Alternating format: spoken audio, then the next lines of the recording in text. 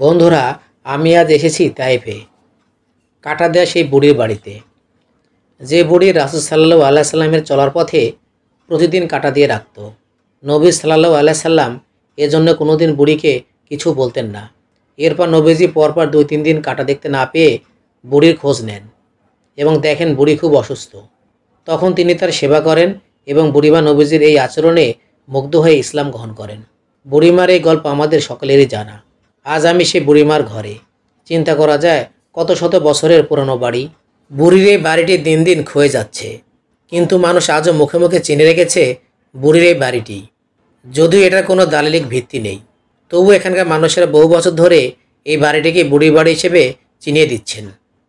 বন্ধুরা, এই যে এখানে একটি বড় পাথর দেখতে পাচ্ছেন, এটি কাফেররা রাসূল সাল্লাল্লাহু আলাইহি সাল্লামকে মারার জন্য উপর থেকে ফেলতে চেয়েছিলেন। বলা হয় যে রাসূল সাল্লাল্লাহু আলাইহি সাল্লাম তখন হাত দিয়ে পাথরকে ইশারা করেছিলেন, আর পাথর এখানেই থেমে যায়। এটা ছিল রাসূল সাল্লাল্লাহু আলাইহি সাল্লামের একটি মুজিজা।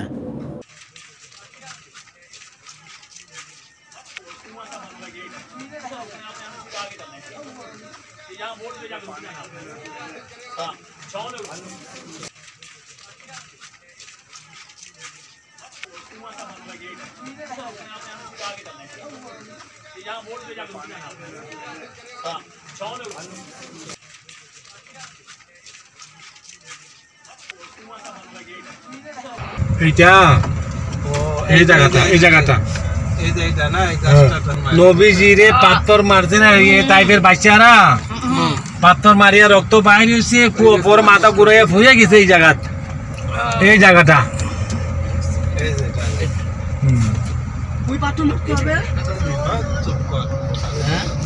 আপনার জন্য 2 চক্কর দিতে হবে।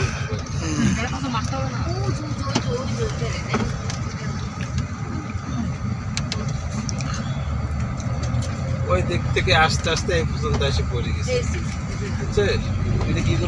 এদিকে তো পাথর রক্ত বাইরে পরে নদীটা উঠিয়ে ওই জায়গা দিয়েছে।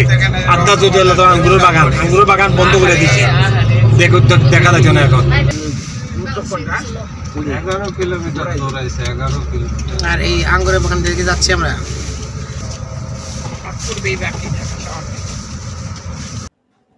এখন যে পথ দিয়ে হেঁটে যাচ্ছি, এটাই হলো সেই রক্তাক্ত তায়েফের পথ, যে পথে রাসূল সাল্লাল্লাহু আলাইহি সাল্লামকে পাথর নিক্ষেপ করা হয়েছিল। সেই কাফেররা তো ইসলাম গ্রহণ করেইনি, বরং পাথর হাতে ঝাঁপে পড়েছে নবী সাল্লাল্লাহু আলাইহি সাল্লামের উপর।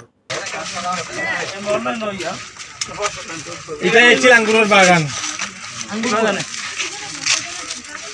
এখানে উঁচা করে দিয়েছে, আগে দেখা যাচ্ছে।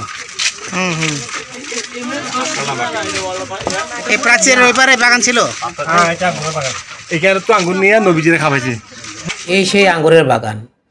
আপনাদের দেখানোর জন্য আমি প্রাচীরের উপর কিছুটা উঠে চেষ্টা করলাম। এই আঙ্গুরের বাগানেই রক্তাক্ত রাসূল সাল্লাল্লাহু আলাইহি সাল্লাম আশ্রয় নিয়েছিলেন। নবীজি সাল্লাল্লাহু আলাইহি সাল্লামের রক্তে ভেজা এই পথটি দেখতে এসে মুসলিমদের চোখ ভিজে ওঠে। এ পথে হাঁটতে গিয়ে পা যেন নিশ্চল স্থবির হয়ে পড়ে।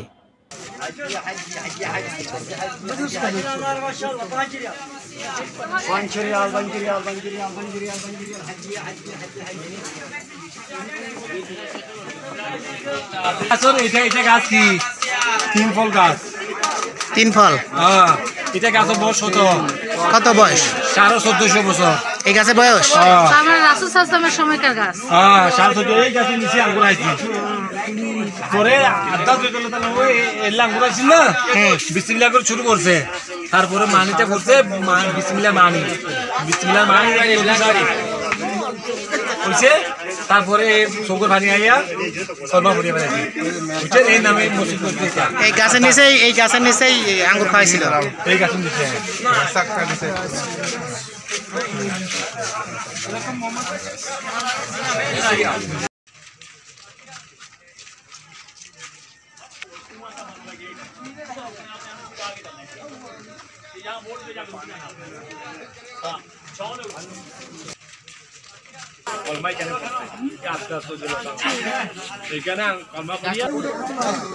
Banjirial 5 riyal. 5 riyal Banjirial.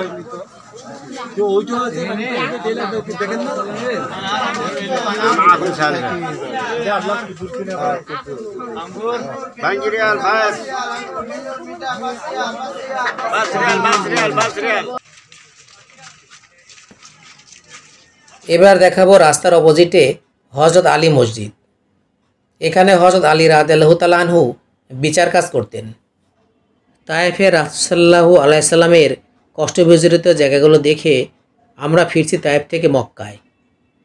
আমরা এত উঁচুতে উঠেছি যে মেঘের মধ্যে দিয়ে ছুটছি, আবারও কান বন্ধ হয়ে গেছে।